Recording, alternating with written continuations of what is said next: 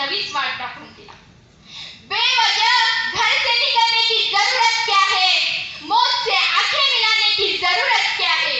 बेवजह घर से निकलने की जरूरत क्या है, मौत से आंखें मिलाने की जरूरत क्या है। सबको मालूम है कि बाहर की हवा कितनी कातिल है, फिर भी कातिल से उलझने की जरूरत क्या है, फिर भी कातिल से उलझने की जरूरत क्या है। मानवाने अनेक संकटाशी सामना केलेला आहे, परंतु मग आपण या कोरोना संकटाशी सामना करीत का बरं जगू शकत नाही। Many problems are the part of life. Many problems are the part of life.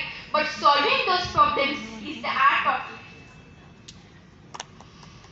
बेकदर मौत का इतिहास बदल सकते हो तुम, बेकदर मौत का इतिहास बदल सकते हो तुम, जिंदगी में मौत को भी बदल सकते हो तुम।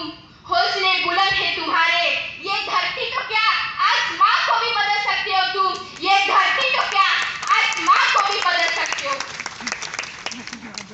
मग आपण या कोरोनाला भारतातून हातापार करण्यासाठी इम्पॉसिबल आहे असं मला, कारण इम्पॉसिबल मध्ये आय एम पॉसिबल हा शब्द आहे। म्हणून म्हणते जमीन जिंदा रख, कबीर जिंदा रख, जमीन जिंदा रख, कबीर जिंदा रख, सुल्तान भी बन जाए तभी भी दिल में फकीर जिंदा रख।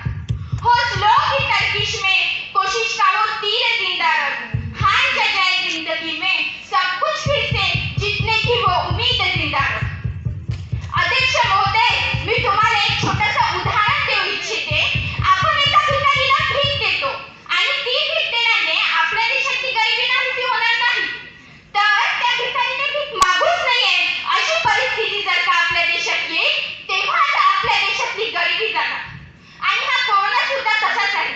सोशल डिस्टन्सिंग, लॉकडाऊन, सॅनिटायझरिंग हे सर्व उपाय आपल्याला कोरोनापासून बचाव करतात, परंतु जर का आपल्याला या कोरोनाला हरवायचं असेल तर आपल्याला आपली रोगप्रतिकार शक्ती वाढवली पाहिजे आणि तेव्हाच आपण या कोरोनासारख्या महामारीला आळा घालू शकतो, आपण त्यापासून सामोरे जाऊ शकतो। संचालक महोदयांनी मला इथे 2 शब्द बोलण्याची संधी दिल्यामुळे मी त्यांचे मनपूर्वक आभार मानते।